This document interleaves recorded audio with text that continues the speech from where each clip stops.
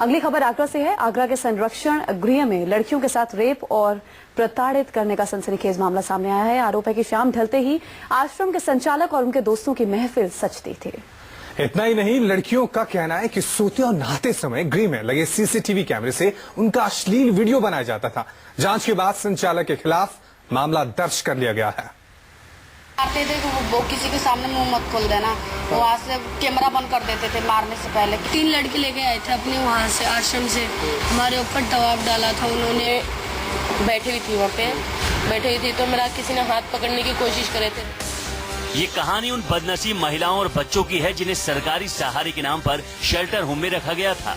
ये आरोप उस दरिंदे पर लगाए जा रहे हैं जिन्हें इन महिलाओं और बच्चे की हिफाजत के लिए रखा गया था। आगरा के शेल्टर होम की हकीकत रोंगटे खड़े कर देने वाली है।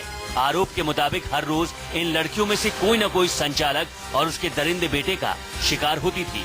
किसी के साथ रेप तो किसी के साथ मारपीट होती थी, लेकिन ये लड़कियां 4 दीवारी के अंदर बंद कमरों में अपनी किस्मत को कोस कर रह जाती थी। बहुत गंदा माहौल ही होता था वहाँ पे। बच्चों के साथ रेप होना, गलत काम होना, मार पिटाई करना, मतलब उल्टा सीधा बोलना, गंदे शब्द बोला जाता था। अगर कोई भी कुछ भी बोलता तो उन्हें डांट लगाते थे, मारते थे। कहते अगर किसी के भी आगे खोलेगी तो हम तुझे जान से मार देंगे, पता नहीं लगने देंगे, कच्ची जमीन में दफना देंगे। ऐसी बात करते थे हम लोगों के साथ। शेल्टर होम में ये सिलसिला काफी अरसे से चल रहा था, लेकिन यहाँ जबान खोलने की सजा इतनी भयानक थी कि लड़कियां हिम्मत नहीं जुटा पाती थी। जिससे भी मुंह खोलने की कोशिश की, उसके साथ जानवरों वाला सलूक होता था।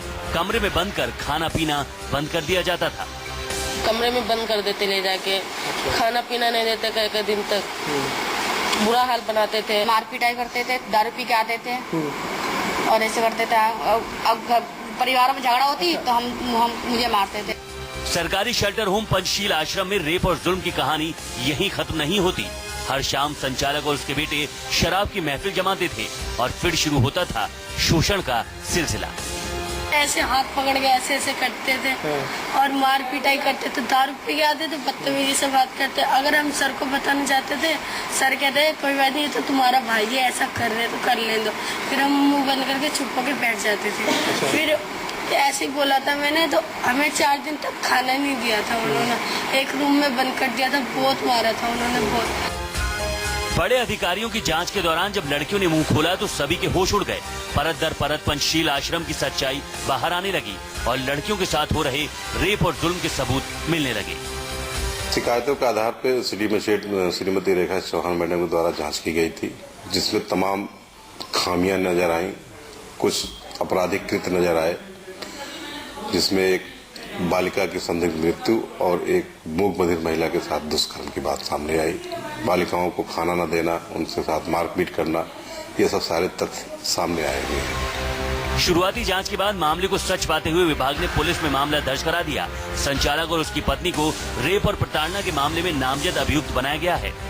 इसमें ताजगंज थाने में मुकदमा दर्ज किया गया है, जिसमें बलात्कार का भी उल्लेख है, मारपीट का उल्लेख है, बच्चों के शोषण का उल्लेख है। तो इन सभी जो धारा तहरीर के अनुसार बन रही है, उन सभी में मुकदमा दर्ज किया गया है और गिरफ्तारी के लिए इन लोगों की टीम गठित कर दी गई है। जल्द से जल्द गिरफ्तारी की जाएगी। आपको बता दें कि जिस संचालक पर आरोप लग रहे हैं, उनकी पहुंच का अंदाजा इससे लगा सकते हैं कि संचालक डीडी मथुरिया राज्य बाल और महिला आयोग की कमेटी के मनोनीत सदस्य भी हैं।